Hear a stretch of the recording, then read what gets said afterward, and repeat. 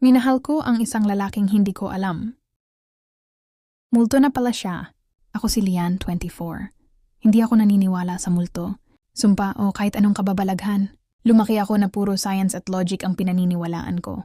Pero minsan, may mga bagay na kahit anong paliwanag, hindi mo kayang iproseso.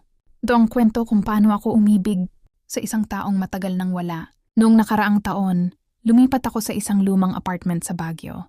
Murang-mura yung renta, tahimik yung lugar, at sabi ng may-ari, perfect para sa mga taong gusto ng peace of mind. Kailangan ko yun kasi burnout na ako sa trabaho. Unang gabi pa lang, kumatok siya sa pinto, si Adrian. Matangkad, gwapo, at may kakaibang lamig sa mga mata pero hindi nakakatakot. Parang may lungkot lang. Nagpakilala siya bilang kapitbahay mula sa kabilang unit. May dala pa siyang mainit na kape. Bago ka lang dito, no? Tanong niya habang ngumingiti. Oo, sagot ko. Ikaw, matagal ka na ba rito? Tumango lang siya. Matagal-tagal na rin.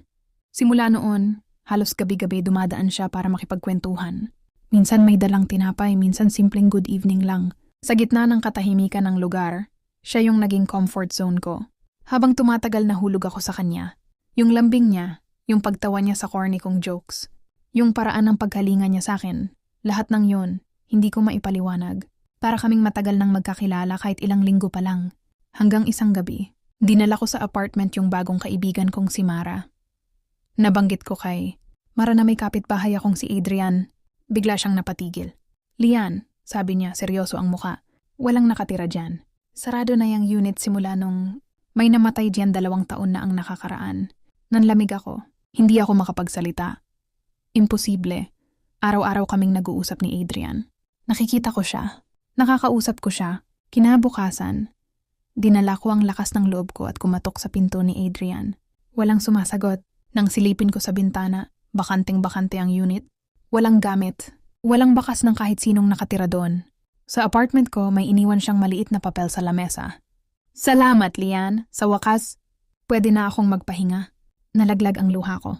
Hindi ko alam kung iiyak ba ako dahil minahal ko ang isang lalaking hindi ko pala talaga makakasama o matutuwa ako kasi.